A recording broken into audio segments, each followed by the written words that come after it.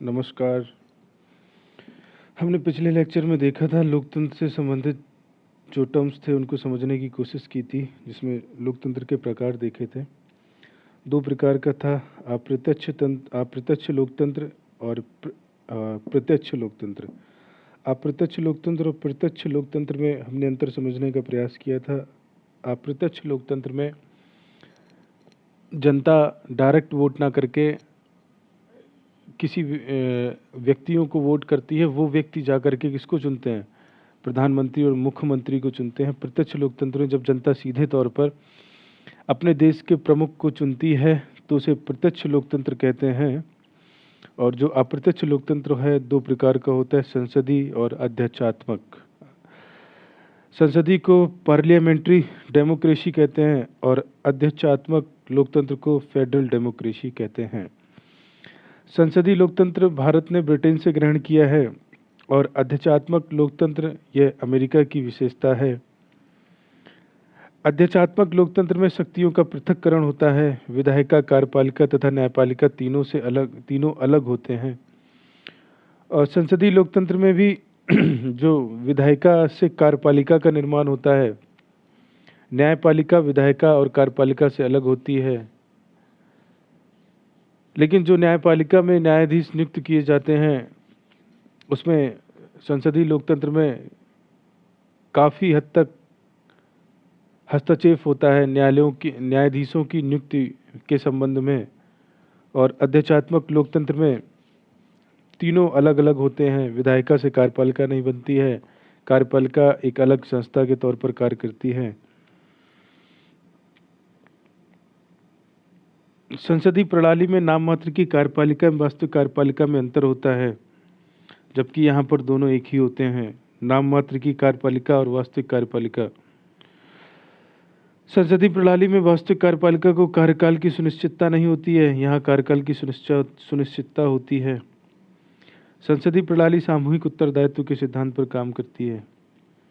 यहाँ राष्ट्रपति का कार्यकाल 4 वर्ष का होता है, जबकि इसमें सामूहिक उत्तरदायित्व की व्यवस्था नहीं होती है। नमस्कार, मैं हूँ सुरेश चंद्र निषाद, आपका एजुकेटर यूपी बोर्ड क्लासेस से। संविधान विषय में हम यहाँ तक पिछले वीडियोस में देख चुके थे और आगे की वीडियोस में हम आगे का कवर करेंगे और जल्द से जल्द हम संविधान को ख़त्म कर लेंगे। और हो सकता है संभवतः 1-2 वीडियोस और बनेंगे जिसमें हम संविधान से संबंधित जितना भी शुरुआत का पोर्शन है उसको कवर कर लेंगे, फिर सीधा मूल अधिकार में एंटर करेंगे। मूल अधिकार को एक मूल अधिकारों का अच्छे से अध्ययन करेंगे, फिर उसके बाद में मूल अधिकार ख़त्म करते ही हम सीधा एंटर कर जाएंगे नीति निर्देशक तत्व में। और मूल अधिकार स्टार्ट करने से पहले और नागरिकता या भारत जो संघ एवं राज्य क्षेत्र है भाग 1, इसके पहले हम सारे जितने भी भाग हैं आपके 1 से लेकर के जितने भी भाग हैं संविधान के, उनका हम विस्तृत अध्ययन कर लेंगे और देखेंगे कि जो पूछ लिया जाता है कभी कभी, मूल अधिकार संविधान के किस भाग में है। इस प्रकार के क्वेश्चंस जो आते हैं वो भी कवर हो जाएंगे, एक वीडियो बनेगा। और उसके बाद में अनुसूचियाँ, जितनी भी अनुसूचियाँ हैं उनका भी इसी के साथ में एक वीडियो बना देंगे।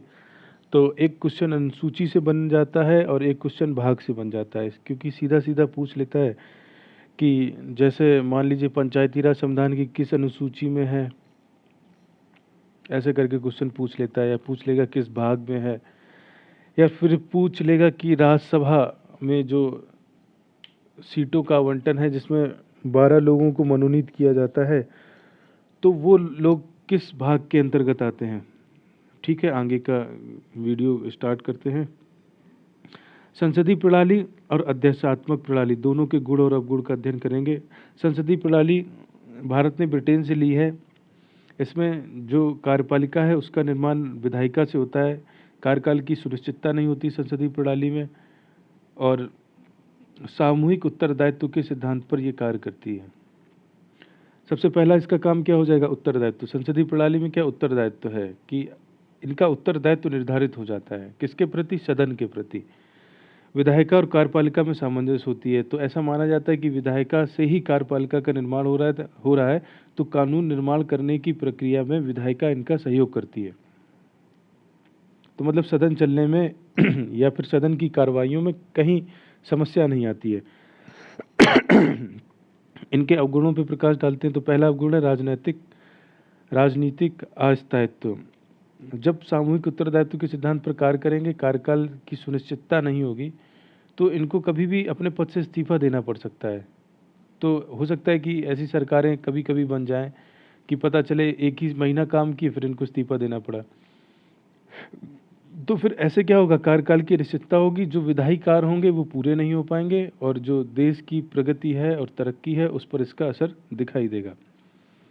तो इसको भी रोकने के लिए कई सारे प्रावधान किए जा सकते हैं कि अब हमारे देश में आप देख रहे होंगे कि पिछले जब से नरेंद्र मोदी जी देश के प्रधानमंत्री बने हैं तब से एक ट्रेंड चालू हुआ है कि जो जोड़ तोड़ की सरकारें बनती थी उनमें कमी आई है और किसी भी सरकार को हमारे देश की जनता ने पूर्ण रूप से बहुमत प्रदान करने का कार्य किया है। मतलब पूर्ण बहुमत प्रदान कर देते हैं कि कहीं जोड़ तोड़ वाली बात ही ना हो, आपको कार्यकाल की सुनिश्चितता हो गई और आपके पास इतनी पर्याप्त सीटें आ गई हैं कि आपको किसी से सीटें लेने की आवश्यकता नहीं पड़ेगी।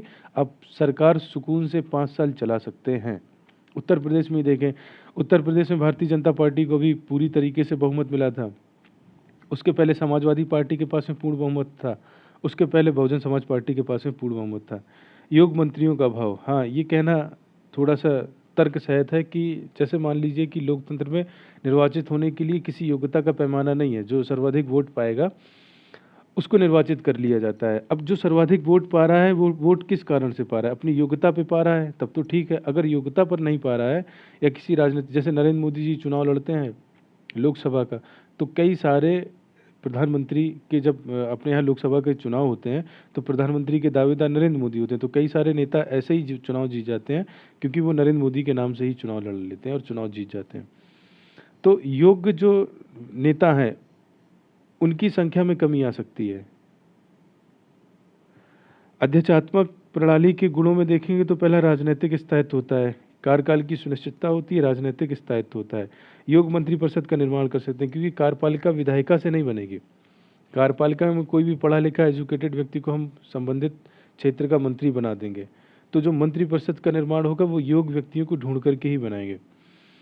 राष्ट्रपति में कठोर निर्णय भी लिए जा सकते हैं, राष्ट्रहित में कठोर निर्णय भी लिए जा सकते हैं। मतलब जो राष्ट्र का प्रमुख होगा राष्ट्रपति, तो वो क्या करेगा, राष्ट्रहित के लिए कठोर निर्णय लिए जा सकते हैं। मतलब जब कार्यकाल की सुनिश्चितता होगी तो वो कठोर से कठोर निर्णय ले सकता है। जैसे अभी हमारे देश में जीएसटी लागू होना था, राजनीतिक दलों ने विरोध किया और एक बहुत बड़ा वर्ग इससे अगर प्रभावित हो रहा होगा तो सरकार क्या प्रयास करेगी, उसको नहीं लागू करेगी क्योंकि सरकार को फिर कहीं ना कहीं वोट बैंक पर नज़र डालनी पड़ती है। तो इस कारण से अब आपने कठोर निर्णय तो ले लिया, पता चला आप ही के मंत्री आपके खिलाफ हो गए, आपके ही सांसद आपके खिलाफ हो गए, तो आपको सत्ता से त्यागपत्र भी देना पड़ सकता है। जैसे आपने देखा होगा मध्य प्रदेश की सरकार में कमलनाथ को इस्तीफा देना पड़ा। शिवराज सिंह मध्य प्रदेश के मुख्यमंत्री बन गए हैं, ज्योतिरादित्य सिंधिया यहाँ से छोड़ के गए, वहाँ पहुँचे, इनके साथ कुछ विधायक चले गए। नाराज होंगे तभी तो गए हैं। अगर शासन सुचारू रूप से चल रहा होता तो फिर नाराज़गी नहीं होती, और नाराज़गी नहीं होती तो हो सकता है कि कमलनाथ की सरकार नहीं गिरती। तो ये प्रकार के गुण अवगुण अध्यक्षात्मक और संसदीय प्रणाली में ये गुण और अवगुण आते हैं, तो दोनों अपने आप में सर्वश्रेष्ठ हैं, लेकिन जो क्रियान्वयन है उनके लिए जो नीतियों का निर्धारण है वो उचित होना चाहिए। बस आपको ये, आप एक कंपटीशन के छात्र हैं, आपको एक बीच का रास्ता निकालना है। जैसे मान लीजिए कि अभी हमारे देश में, जैसे मान लीजिए कि आप पुलिस में हैं, ठीक है, सरकार कानून बना देती है कि जो हेलमेट नहीं लगाया है उसका चालान काटो 10,000 रुपये का, जिसने सीट बेल्ट नहीं बांधा है उसका चालान काटो, जिसके पास गाड़ी नहीं है, गाड़ी के कागज़ नहीं है, उसको सीज कर दो।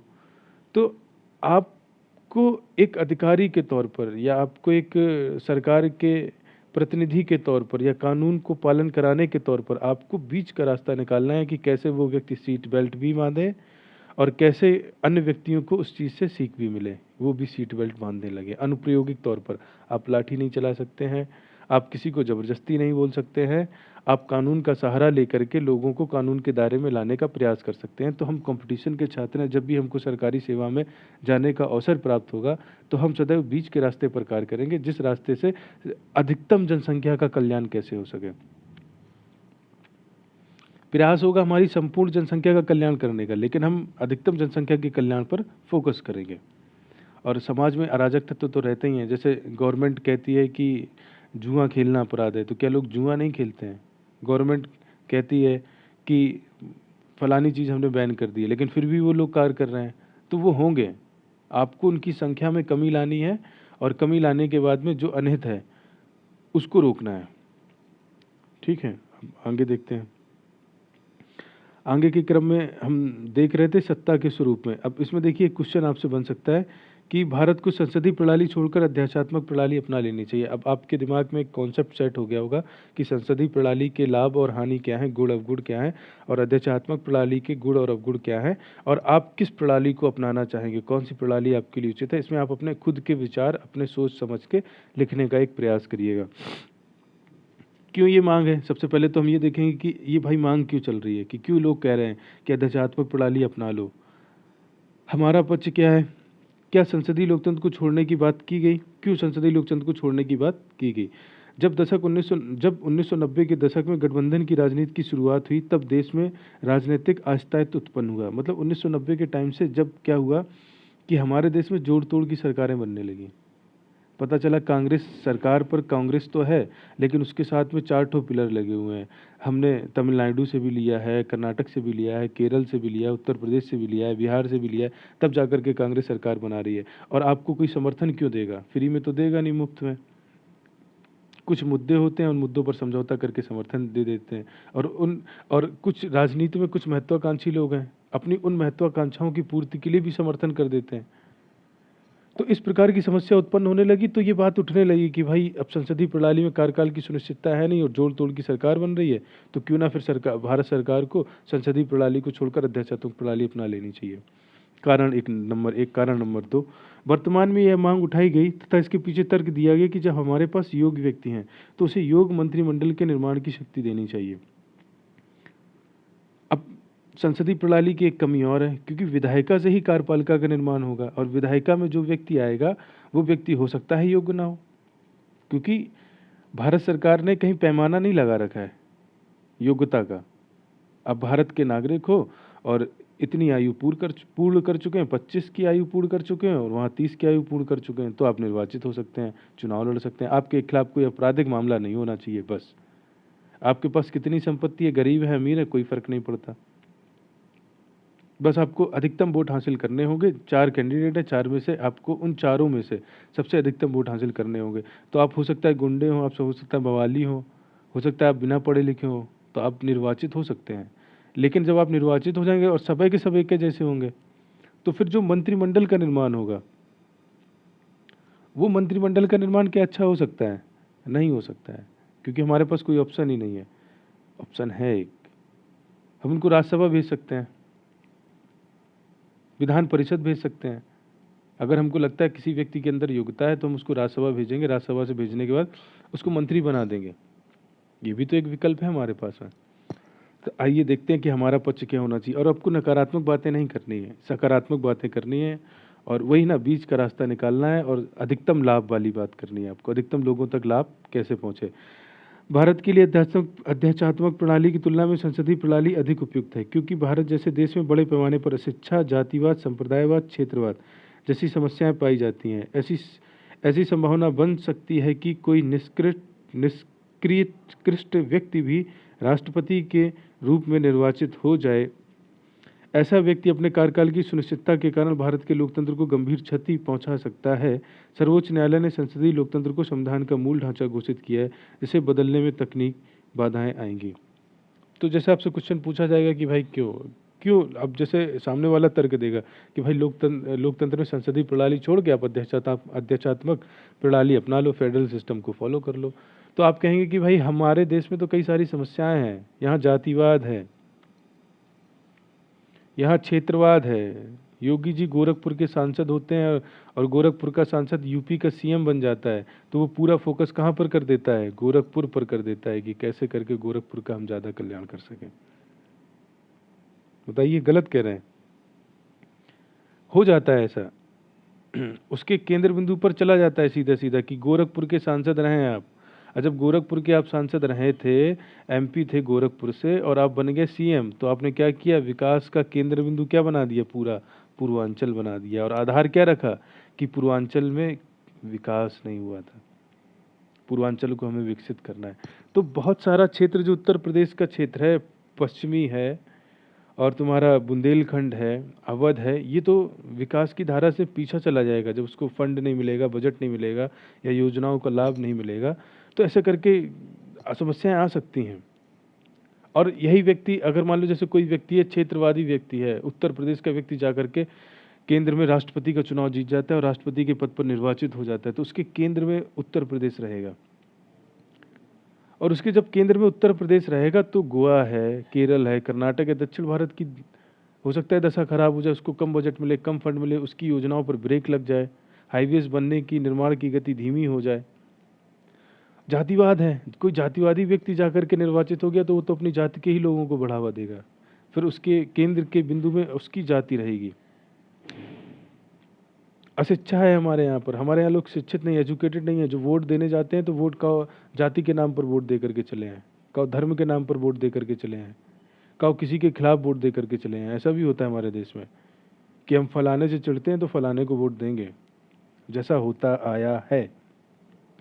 तो हम संसदीय लोकतंत्र हमारे लिए बेस्ट है आज की डेट में। और अगर हम संसदीय लोकतंत्र से अध्यात्मक लोकतंत्र की तरफ जाते हैं, फेडरल की तरफ जाते हैं, तो हम देखेंगे हमारे साथ में प्रॉब्लम्स भी हैं। किसमें? कॉन्स्टिट्यूशनल प्रॉब्लम है। संविधान में हमें सुधार करना पड़ेगा, और संविधान का सुधार करने के लिए संविधान के मूल ढांचे में परिवर्तन करना पड़ेगा। तो संविधान में सुधार करने के लिए हो सकता है हमारे पास मेजोरिटी ना हो, और संविधान में सुधार करने के लिए जब तक सदन में संख्यात्मक आंकड़ा आपका अच्छा नहीं होगा, आप संविधान में संशोधन नहीं कर सकते हैं। ये कारण थे। अगला देखते हैं हम, अगले में है गणराज्य। गणराज्य का आशय है कि राज्य का प्रमुख वंशानुगत ना होकर के क्या होना चाहिए? निर्वाचित होना चाहिए। मतलब राष्ट्र का जो प्रमुख होगा, जैसे रामनाथ कोविंद हैं, क्या रामनाथ कोविंद के पुत्र कभी बन सकते हैं राष्ट्रपति? नहीं बन सकते हैं। रामनाथ कोविंद के जो पहले थे, क्या वो बन सकते हैं? नहीं बन सकते हैं। तो इन्हीं कारणों से जो हमारे देश में व्यवस्था दी गई है गणराज्य की, तो गणराज्य का सीधा मतलब है कि जो राष्ट्र का प्रमुख होगा वंशानुगत ना होकर के क्या होगा? निर्वाचित होगा। हालांकि अप्रत्यक्ष निर्वाचित होता है। अप्रत्यक्ष का मतलब यह है कि जनता डायरेक्ट नहीं चुन रही है। जनता किसको चुन रही है? एमपीज को चुन रही है। उन एमपीज में से क्या हो रहा है? वो लोग चुन रहे हैं, या एमएलए एमपीज मिल करके किसको बना रहे हैं? राष्ट्रपति को बना रहे हैं। अमेरिका गणराज्य है, जबकि ब्रिटिश गणराज्य नहीं है। अमेरिका क्या है? गणराज्य है, ब्रिटिश गणराज्य नहीं है। क्योंकि ब्रिटिश का गणराज्य नहीं है, तो सीधा सीधा आप समझ ही गए होंगे कि ब्रिटिश में गणराज्य ना होने का एक ही कारण है कि ब्रिटिश का जो प्रमुख व्यक्ति है वो वंशानुगत है। भारत भी एक गणराज्य है, हमारे यहाँ राष्ट्रपति प्रमुख होता है, वंशानुगत पद नहीं है। और शासन का प्रमुख कौन होता है? प्रधानमंत्री होता है। अब आगे देखते हैं सत्ता के उद्देश्य में। अब सत्ता का जो उद्देश्य है, ये बहुत प्रस्तावना को बहुत अच्छे से समझने का प्रयास करिएगा, क्योंकि सत्ता का स्रोत और सत्ता का उद्देश्य और सत्ता का स्वरूप, मतलब सत्ता का स्रोत, सत्ता कहाँ से आएगी, बनेगी, और सत्ता का स्वरूप क्या है, सत्ता कैसी होगी, और सत्ता के उद्देश्य क्या हैं। मतलब जो सरकार बैठेगी वो किन उद्देश्यों का पालन करेगी या किन आदर्शों पर चलने का प्रयास करेगी। सत्ता के उद्देश्य में पहला है प्रतिष्ठा की क्षमता। प्रतिष्ठा की क्षमता। प्रतिष्ठा की क्षमता का अर्थ है समाज में व्यक्ति की हैसियत का आधार उसकी जाति, धर्म, आर्थिक स्थिति इत्यादि नहीं होंगे, बल्कि वह व्यक्ति के गुणों एवं योग्यता से तय होगी। प्रतिष्ठा किससे तय होगी? गुण से। कोई गुणी व्यक्ति है, ज्ञानी है, अगर वो किसी विशेष जाति का नहीं है तो कोई दिक्कत नहीं है, विशेष धर्म का नहीं है कोई दिक्कत नहीं है, कमजोर है, गरीब है, कोई दिक्कत नहीं, बस उसके अंदर गुण होना चाहिए और योग्य होना चाहिए। इसलिए हमारे संविधान में किसकी बात की गई है? प्रतिष्ठा की समता की बात की गई है। अगला है अवसर की समानता। अवसर की समानता का अर्थ है समाज में प्रत्येक व्यक्ति को विकसित होने के पर्याप्त अवसर प्रदान करना, अर्थात प्रत्येक व्यक्ति को बिना किसी भेदभाव के समान अवसर प्रदान किया जाए। यह राजनीतिक, आर्थिक, नागरिक समानता पर आधारित है, जिसे मौलिक अधिकार आर्टिकल 14 से 18 पर सुनिश्चित करते हैं। आर्टिकल 14 से 18 सुनिश्चित करते हैं। अवसर की क्षमता क्या होनी चाहिए? हर व्यक्ति के पास में अवसर होना चाहिए। बस अवसर का पैमाना होना चाहिए कि जैसे हम दौड़ना चाहते हैं, हम एथलीट बनना चाहते हैं और कभी दौड़े ही नहीं है जीवन में, तो हमको सीधा ओलंपिक में थोड़ा ना दौड़ा दिया जाएगा। पहले हम अपने टाउन लेवल का मैच जीते दौड़ करके, फिर हम जिले लेवल में जाकर के दौड़ के जीते, फिर हम स्टेट लेवल में दौड़ करके जीते, फिर हम सेंट्रल लेवल पर दौड़ करके जीते, फिर हम एशिया में दौड़ करके जीते, फिर हम जाकर के वर्ल्ड लेवल पर हमको प्रतियोगिता में हिस्सा लेने का अवसर मिलेगा। पता चले दौड़े कभी है नहीं और हमको दौड़ने नहीं दिया जाता है और हम कहने लगे कि हमारे पास अवसर ही नहीं है। ऐसा नहीं है। किसी के साथ एग्ज़ाम का फॉर्म भरे आपने पीसीएस का एग्ज़ाम देना है तो उसका एक योग्यता का पैमाना है कि आपने ग्रेजुएशन किया हो। अब इंटर पास है, हम पीसीएस का फॉर्म नहीं भरना चाहते, हमारे अंदर अवसर ही नहीं है। ऐसा नहीं है। तो जो मिनिमम न्यूनतम योग्यता है उसको तो आप क्वालिफाई करेंगे, तब तो आप उस एग्ज़ाम के लिए काबिल बनेंगे। तो अवसर की क्षमता का आशय है कि किसी भी व्यक्ति के साथ में राजनीतिक, आर्थिक, नागरिक भेदभाव नहीं होगा। नागरिकों में भेदभाव नहीं होगा, आर्थिक रूप से भेदभाव नहीं होगा, राजनीतिक रूप से भेदभाव नहीं होगा और सबको जो अवसर की उपलब्धता होगी समान रूप से होगी। अब कुछ लोगों का तर्क होगा कि भाई अवसर की उपलब्धता तो है, लेकिन ये सीटें रिजर्व कर देते हैं इलेक्शन में। तो सीटें रिजर्व करते हैं तो सारी सीटें रिजर्व नहीं करते हैं। जनसंख्या की आबादी के अनुपात में सीटें रिजर्व की जाती हैं। जहाँ पर शेड्यूल कास्ट या शेड्यूल ट्राइब का बाहुल्य एरिया है तो वहाँ पर उनके लिए सीटें आरक्षित कर दी जाती हैं, ताकि उस वर्ग का भी व्यक्ति निर्वाचित हो और सदन में पहुँचे और अपने समाज की बात को रख सके या अपने क्षेत्र की समस्याओं को उजागर कर सके और या उन पर चर्चा करा सके। व्यक्ति की गरिमा का अर्थ है प्रत्येक व्यक्ति को मानवीय गरिमा से परिपूर्ण जीवन प्रदान करना। जैसे हम व्यक्ति हैं, हमारी भी गरिमा है। श्रम कानून बनाए गए हैं कि आपको इतने घंटे काम करना है, उससे ज़्यादा कोई काम नहीं ले सकता आपसे। पता चला व्यक्ति की गरिमा है, हमने एक नौकर रख लिया, एक कोड़ा खरीद लिया, उसको मार पाड़े, वो काम करा पाड़े, तो उसे उस व्यक्ति की गरिमा को नुकसान पहुंचता है। उसका जो श्रम है उसका मानदेय मिलना चाहिए। तो इन सब चीज़ों पर भी रोक की सरकार ने बात की, संविधान ने हमारे बात की है। अब आगे देखते हैं। अब आगे है आपका के मुंशी थे, एक व्यक्ति थे, संविधान सभा में थे। इन्होंने कहा था कि संविधान यह मानता है कि व्यक्ति के गौरव का अर्थ हर व्यक्ति का पवित्र व्यक्तित्व है। कि मतलब व्यक्तित्व क्या होना चाहिए? पवित्र होना चाहिए। हर नागरिक की यह जिम्मेदारी होगी कि वह स्त्री के गौरव को ठेस पहुंचाने वाली किसी हरकत का त्याग करे। ये मौलिक कर्तव्य में भी लिखा है। लोग कहते हैं कि मौलिक कर्तव्यों का कौन पालन करता है? भाई मौलिक कर्तव्यों को पढ़ लो, 11 मौलिक कर्तव्य हैं, एक एक मौलिक कर्तव्यों का पालन करिए। उस मौलिक कर्तव्य में ये है कि हम हर उस हरकत का, हर उस भावना का, हर उस कृत्य का अवॉइड करेंगे, रोकेंगे जो किसी स्त्री की भावनाओं को ठेस पहुंचाता हो।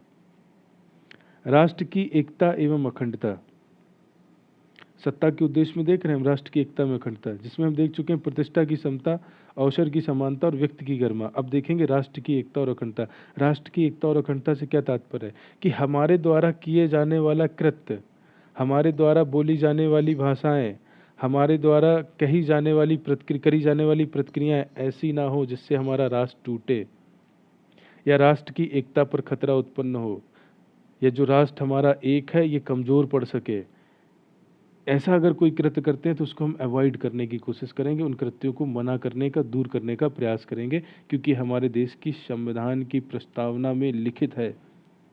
हमारा जो उद्देश्य है संविधान बनाने का, हमारा जो उद्देश्य है सत्ता के संचालन करने का, उन उद्देश्यों में राष्ट्र की एकता और अखंडता हमारी प्रमुखता पर है और हमें उसे पालन करना पड़ेगा। देश के प्रत्येक नागरिक का यह कर्तव्य होगा कि वह देश की एकता और अखंडता की रक्षा करे। इसका यह भी तात्पर्य है कि जो तत्व सांप्रदायिकता, क्षेत्रवाद, जातिवाद, भाषावाद इत्यादि राष्ट्रीय अखंडता के लिए बाधक हैं, उन पर पार पाना। जो हमारे देश की समस्याएं हैं, एक तो सांप्रदायिक, जैसे आप देखते होंगे कि हम अगर यहाँ के हैं, कालपी के हैं, हम दिल्ली गए पढ़ाई करने तो हमने ढूंढा अपने आसपास का आदमी, हमको कालपी वाला अगर कोई मिल गया तो हमने उससे बहुत अच्छी दोस्ती कर ली। तो हमने क्या किया, क्षेत्रवाद को बढ़ावा दे दिया। या हमारी जाति का आदमी मिल गया तो हमने उससे बहुत अच्छी दोस्ती कर ली। भाषा, अब देखें कि हम भोजपुरी बोलते हैं, हमको भोजपुरिया मिल गया कोई तो हमारा वो बहुत अच्छा दोस्त हो गया।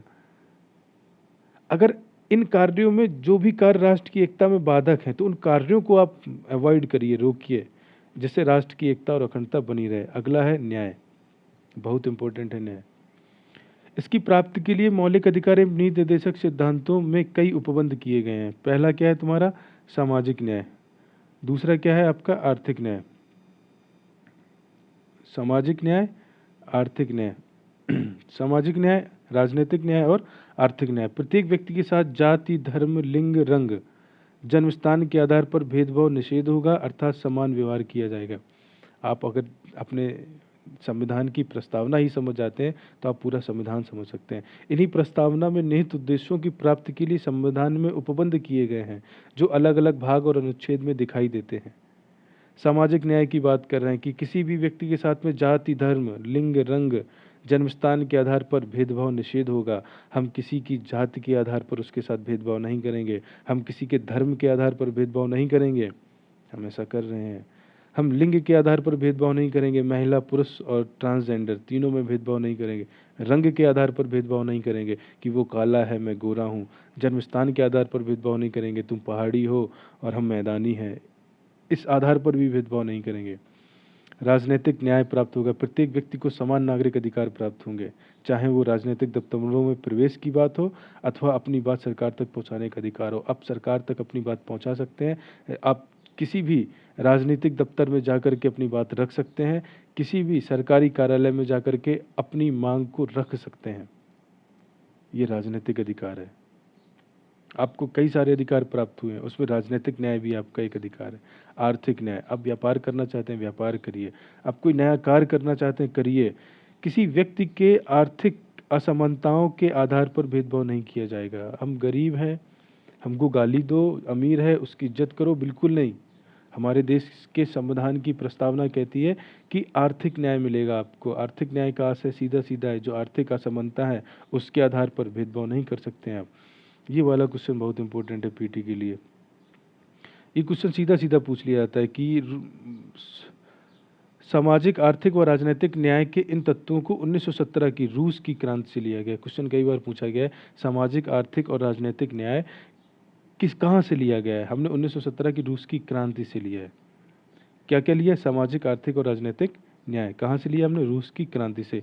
ये आपका क्वेश्चन पीटी में बहुत पूछा जाता है। एक क्वेश्चन पीटी में ये भी पूछा जाता है कि स्वतंत्रता, समता और बंधुत्व के आदर्शों को हमने कहाँ से लिया? फ्रांस की क्रांति से लिया। इन दोनों चीज़ों को आप याद कर लीजिएगा अच्छे से। पहला सामाजिक, आर्थिक, राजनीतिक न्याय 1917 की रूस की क्रांति से, स्वतंत्रता, समता और बंधुत्व के आदर्शों को फ्रांस की क्रांति से 1789 से 1799 तक चली थी 10 साल क्रांति इनकी। तो हमने फ्रांस की क्रांति से ये लिया, क्या? स्वतंत्रता, समता और बंधुत्व फ्रांस की क्रांति से, सामाजिक, आर्थिक और राजनीतिक न्याय रूस की क्रांति से। स्वतंत्रता का आशय क्या है? स्वतंत्रता का अर्थ है लोगों की गतिविधियों पर किसी भी प्रकार की रोक टोक की अनुपस्थिति तथा व्यक्ति के विकास के समान अवसर उपलब्ध होंगे। कोई व्यक्ति कुछ भी करना चाहता है, हम उसको रोक टोक नहीं सकते। रोक टोक सकते हैं, ऐसा कृत्य ना करें जिससे किसी और को नुकसान हो। मतलब हर एक चीज एक दूसरे के पूरक है। अब स्वतंत्रता मिल गई है तो अब पता चला कुछ भी करने लगे, कुछ भी नहीं कर सकते हैं आप सिर्फ वही कर सकते हैं जो आपका दायरा है, उसके बाहर नहीं कर सकते। उसके बाहर करेंगे तो दंड का प्रावधान है। आज के इस वीडियो लेक्चर में हमने देखा सत्ता का उद्देश्य, उसके पहले हमने देखा था सत्ता का स्वरूप, उसके पहले हमने देखा था सत्ता का स्रोत। सत्ता का स्रोत, सत्ता का स्वरूप और सत्ता का उद्देश्य, जिसके क्रम में हमने सत्ता जो प्रस्तावना थी, प्रस्तावना में 3 बातें थी। पहला सत्ता का स्रोत, दूसरा सत्ता का स्वरूप, तीसरा सत्ता का उद्देश्य। सत्ता का स्रोत जनता है। सत्ता का स्वरूप कैसा होगा? सरकार कैसी होगी? संपूर्ण प्रभुत्व संपन्न होगी, समाजवादी होगी, पंथनिरपेक्ष होगी, लोकतंत्रात्मक होगी और गणराज्य होगा। सत्ता का उद्देश्य क्या होगा? न्याय होगा, स्वतंत्रता होगी, समानता होगी, व्यक्ति की गरिमा होगी, व्यक्ति की बंधुता होगी, देश की एकता और अखंडता होगी। जब स्वतंत्रता और समानता की बात आती है तो 3 प्रकार के न्याय, सामाजिक, आर्थिक और राजनीतिक न्याय रूस की क्रांति से लिए गए हैं। और स्वतंत्रता, समानता और बंधुत्व, ये 3 चीज़ें फ्रांस की क्रांति से लिए गए हैं 1789 में। आज का वीडियो लेक्चर यहीं समाप्त करते हैं और कल हम क्या देखेंगे? कल हम आगे के क्रम में देखेंगे कि प्रस्तावना का क्या आलोचना की है किन किन लोगों ने, प्रस्तावना का क्या महत्व है। फिर हम सीधा मूल अधिकार में एंटर कर जाएंगे। नमस्कार, मैं हूं सुरेश चंद्र प्रसाद, आपका एजुकेटर यूपी बोर्ड क्लासेस से। आप इसी तरह हमारे साथ जुड़े रहिएगा। हम धीरे धीरे करके आपको पूरे संविधान का एक एक वीडियो बना करके आप तक पहुंचाने का कार्य करेंगे। और जहां भी आपको समस्या हो, कुछ चीज़ें समझ में ना आए, आप सीधा कमेंट बॉक्स पर करिए या फिर जो भी आप आवश्यक सुधार समझते हैं वो हमको बताने का प्रयास करिए ताकि हम इनको सुधार सकें। जय हिंद, जय भारत।